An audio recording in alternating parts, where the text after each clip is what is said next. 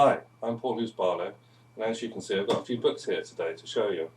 What I want to do really is talk about the difference between the Thoth Tarot deck and the Rider-Waite deck, why the Rider-Waite deck is so popular, and why the Thoth Tarot doesn't get the best publicity that it really needs.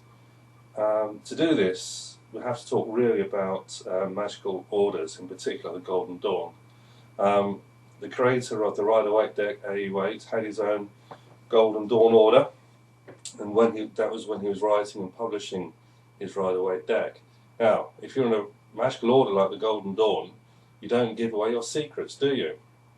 And you have to understand that his Rider-Waite deck has no secrets.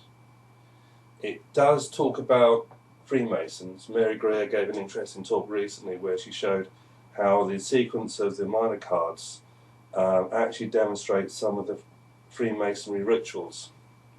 It's an interesting subject, but it's not the tarot.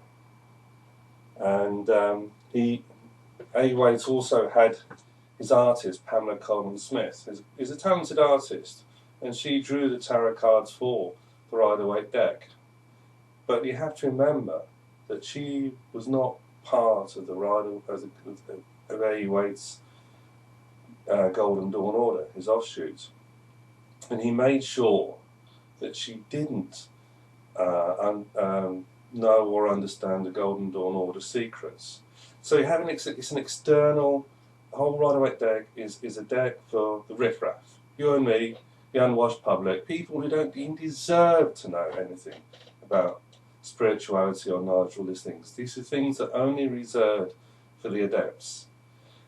Now, Aleister Crowley also created his Thoth Tarot deck, and this is the main book for it.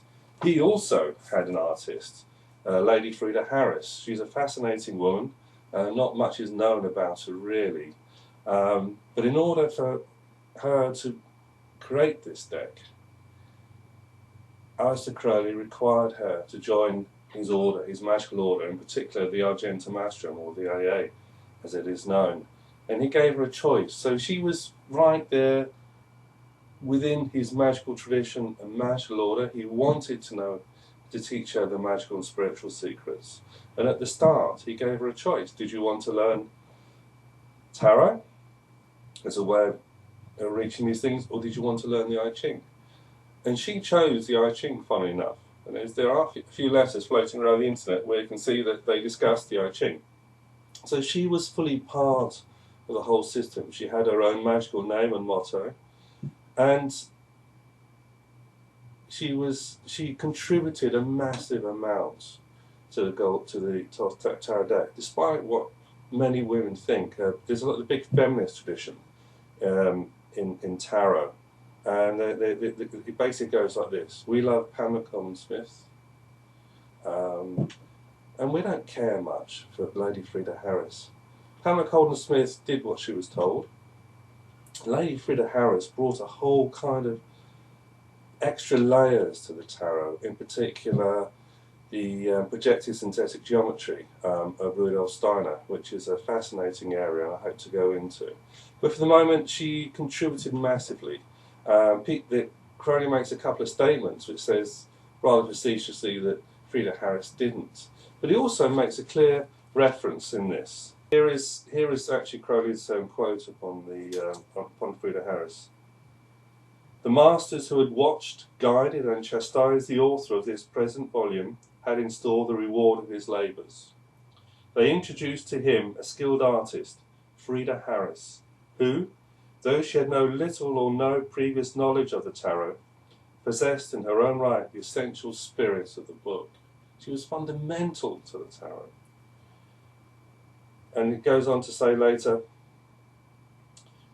she accordingly forced him, the laziest man in 3 continents, to undertake what is in all intent an original work, including the latest discoveries in modern science, mathematics, philosophy and anthropology. In a word, to produce the whole of his magical mind pictorially on the skeleton of the ancient Kabbalistic tradition. And again at the end she says, may the passionate love and a will, which she has stored in this treasury of truth and beauty, flow forth from the splendour and strength of her work to enlighten the world. May this tarot serve as a chart for the bold seamen of the new aeon, to guide them across the great sea of understanding to the city of the pyramids. It's a fantastic endorsement of her skills and abilities. And therein lies the problem. An Waite's deck in the book, it's simple. There's a description, the picture of the cards, and the meaning. He's very logically created and presented the book.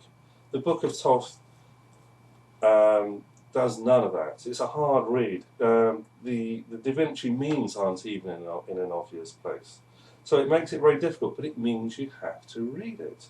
He expected a high level of knowledge about the entire system. And this is what makes the hard part of reading the tarot. But I'm going to go into a bit of detail later on about what is going on here.